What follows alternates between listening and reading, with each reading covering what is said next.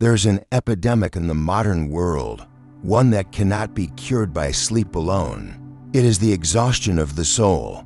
We search for energy in coffee, in weekends, in total cessation of work. But if you have ever felt profoundly drained, even after a full night's rest, you may have begun to realize that your fatigue is not merely physical. It is a failure of inner discipline. As the great Stoic, Seneca, taught us centuries ago, we suffer more often in imagination than in reality. Our exhaustion is the moral tax we pay for an undisciplined mind, a mind that constantly resists reality, clings to outcomes, and fails to master its own thoughts. The spiritual depletion, the loss of your most vital energy, is not an accident. It is the slow consequence of 7 subtle, unvirtuous habits. To reclaim your vitality, you must first reclaim your sovereignty. Take a deep breath. Let us begin. The first drain on your life force is the chronic habit of mental multitasking. We praise the ability to juggle tasks, but in truth, the mind cannot multitask. It can only switch tasks at a punishing speed.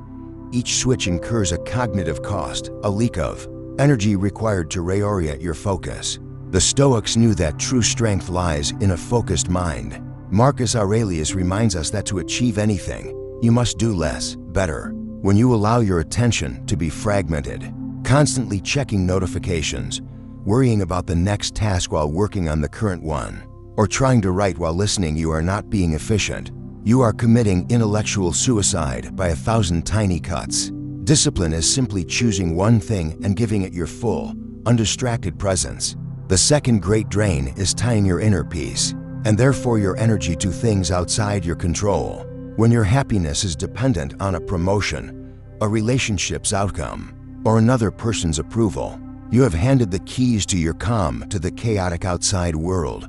You become what Epictetus called a hostage of fortune. When these external pillars inevitably shake, you shake with them. The Stoic seeks an internal locus of control, real peace, and the energy that comes with it is built like a fortress from the inside, relying solely on your judgments and your actions, the things that can never be taken away. When your soul is self-reliant, the storms outside cannot deplete the reserves within. The third habit is the indulgence of complaining. Complaining is energy spent resisting reality.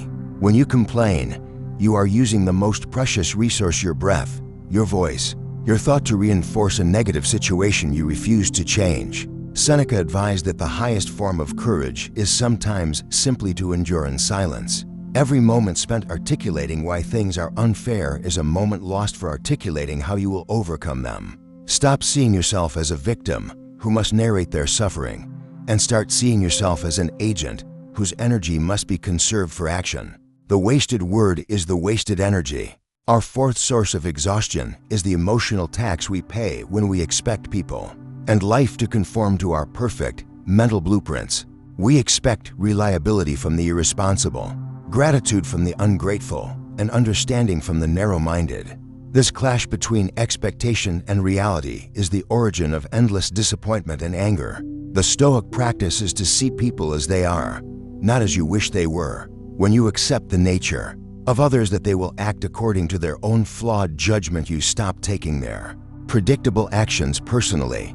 By releasing the need to rewrite the world, you save enormous amounts of emotional energy that would otherwise be spent in fruitless resistance. The fifth habit is allowing the mind to live perpetually in the future. Preoccupied by hypothetical fears, a state of constant future anxiety. You are tired today because you are mentally fighting tomorrow's battles, most of which will never actually happen. The Stoics taught premeditatio malorum, the premeditation of evils, not to fear them, but to inoculate against them. By calmly considering the worst-case scenario, you strip it of its emotional power. The discipline is to bring your attention back to the present moment. Focus on the task at hand, for this moment is the only moment you truly possess, and it is the only place where true energy can be generated. The sixth habit is the failure to set an internal foundation each morning. When you wake up and immediately react to the phone, the news, or emails, you have forfeited control of your day. Before it has even begun, you start the race already on the defensive. The most productive, and tranquil individuals establish a morning hour, a brief period dedicated to intention, reflection, and quiet preparation. This is your personal war council. It is the time to decide what matters, what to ignore, and how you choose to show up. Neglect this discipline, and you will spend the entire day chasing external demands. A sure path to exhaustion. The final and most subtle drain is the constant pursuit of the path of least resistance. We seek comfort, convenience, and ease in all things, but the Stoics knew that comfort weakens the soul. Every time you avoid a difficult conversation, every time you choose the easy option, you lose an opportunity to build spiritual resilience. This avoidance manifests today as digital comfort, the mindless scrolling, the automatic distraction, the refusal to sit in silence. The seemingly harmless ease is a powerful form of emotional avoidance. Strength, like energy, is built through friction. When you embrace necessary discomfort, the challenging workout, the hard truth, the disciplined decision, you expand your capacity to endure. The greatest energy is found not in avoiding struggle, but in meeting it with a fortified and willing spirit. Energy is not a gift, it is the currency of an ordered mind.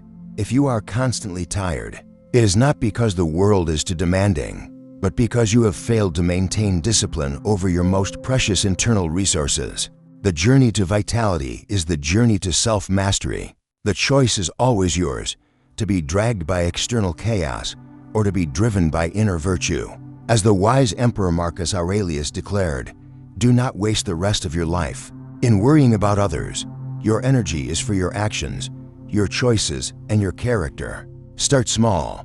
Look at these 7 disciplines and choose just one inner leak you will plug today. Let your greatest power be the quiet mind that refuses to break.